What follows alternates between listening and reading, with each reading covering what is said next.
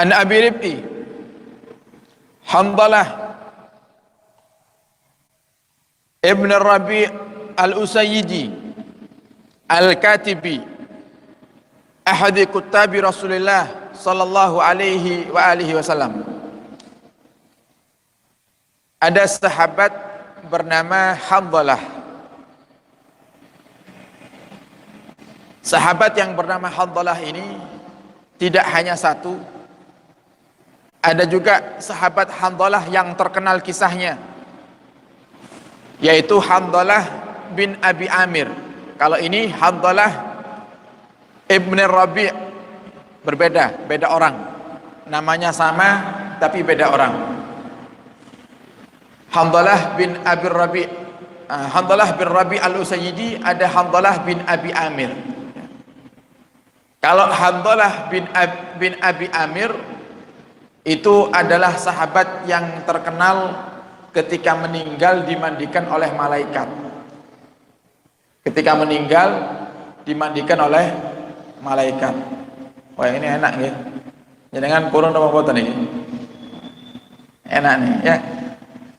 Meninggal yang mandikan bukan manusia. Bukan manusia yang berlumuran dosa seperti kita ini, yang mandikan malaikat. Gimana caranya? Kisahnya, pernah suatu hari Hanzalah itu datang kepada Rasulullah. Kalau tidak cukup masuk ke depan, sini kosong depan sini, atau mungkin yang depan maju. Pernah suatu hari Hanzalah ini izin kepada Rasulullah, ya Rasulullah, saya ingin menikah. Saya ingin menikah, saya ingin melamar seorang wanita, namanya Jamilah. Jamilah binti Abdullah. Kemudian diizinkan oleh Rasulullah. Baik, segera menikah wahai Hanzalah. Akhirnya tidak lama daripada izin tersebut, Hanzalah menikah dengan Jamilah binti Abdullah. Persis ketika Hanzalah menikah dengan perempuan yang bernama Jamilah ini, itu adalah hari di mana sudah persiapan untuk berangkat perang Uhud. Sudah mau berangkat ini, tinggal nunggu komando Rasulullah kapan berangkatnya, maka akan berangkat. Jadi sudah dimusyawarahkan, sudah dipersiapkan kalau akan ada peperangan, yaitu perang Uhud. Perang besar yang memakan korban banyak daripada para sahabat. Begitu datang malam pertama Hanzalah, jadi malam pertama Hanzalah nikah di siang hari, malam pertamanya beliau mendatangi istrinya. Hanzalah itu mendatangi istrinya, berhubungan badan dengan istrinya. Tengah-tengah mendatangi istrinya, datang seruan Nabi Muhammad, ayo semuanya para sahabat kumpul, kita berangkat ke Uhud. Lagi asik ini ya, lagi asik menikmati malam pertama, suaranya enak tadi ini, jangan dirubah-rubah lagi. Lagi asik menikmati malam pertama, tiba-tiba datang seruan daripada Nabi kita Muhammad SAW. Untuk apa? Berangkat segera ke perang Uhud. Itu namanya Hanzalah langsung meninggalkan istrinya, tidak pakai mandi junub, langsung berangkat perang. Jadi sahabat Hanzalah ibn Abi Amir itu adalah sahabat yang jiwa jihadnya luar biasa. Sahabat yang semangat untuk berjuang fisabilillah. Jadi walaupun malam pertama tinggal. Kalau kita kan malam pertama gimana kira-kira?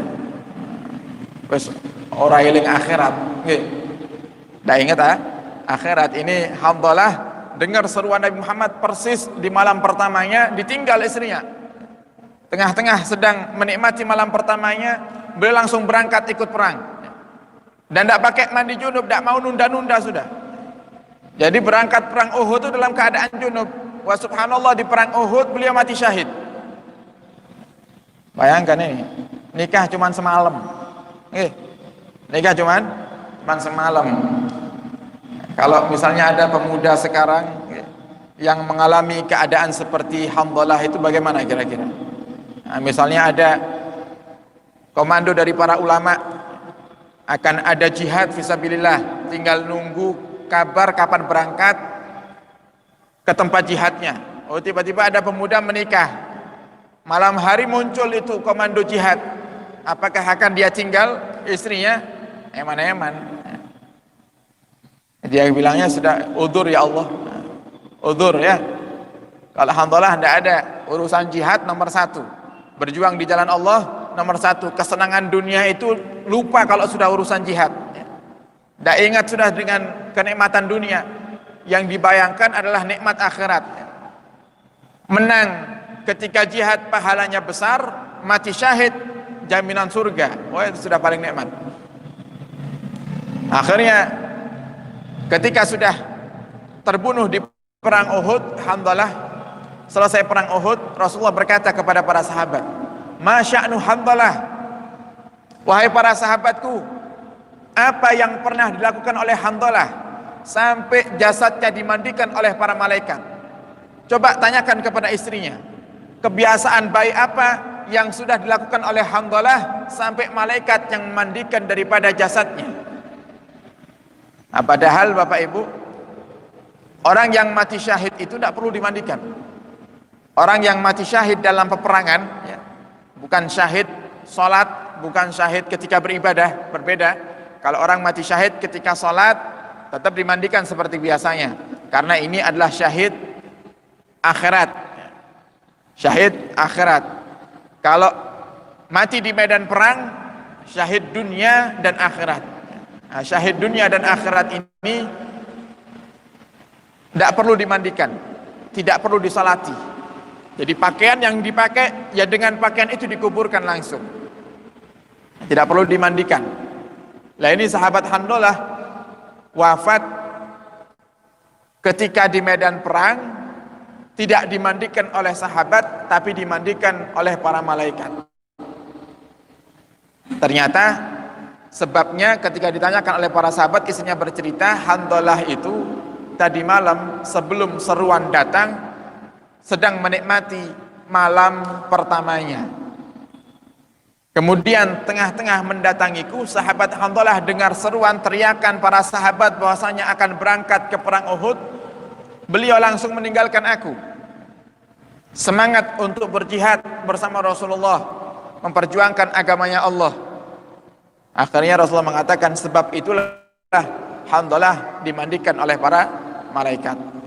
Nah, saat ini tidak ada perang Bapak Ibu, dan semoga Islam terus jaya, lebih khususnya di negara kita Indonesia. Semoga siapapun, baik kaum kufar, orang-orang kafir, ataupun orang-orang munafik yang hendak menghancurkan Islam di Indonesia, Allah binasakan semuanya. Allah jauhkan dari negeri kita yang tercinta ini, amin ya rabbal alamin. Saat ini perang tidak ada, artinya seruan jihad di jalan Allah seperti halnya perang tidak kita dapati. Tapi apakah bisa kita mendapatkan jihad atau pahala jihad, bahkan gelar dimandikan oleh para malaikat seperti halnya Hanzalah? Bisa. Bagaimana caranya? Dengan kita berjuang melanjutkan dakwah Nabi kita Muhammad sallallahu alaihi wasallam. Karena sebaik-baiknya jihad adalah belajar ilmu dan mengajarkan ilmu. Sebaik-baiknya berjuang di jalan Allah adalah belajar ilmu agama dan Anda sampaikan kepada orang yang Anda temui. Dalam Al-Quran dijelaskan oleh Allah Subhanahu wa ta'ala, di zaman dahulu ketika ada peperangan, Allah melarang orang-orang alimnya untuk ikut perang. Jadi ustadz-ustadznya dari kalangan para sahabat itu tidak boleh ikut perang. Kenapa seperti itu?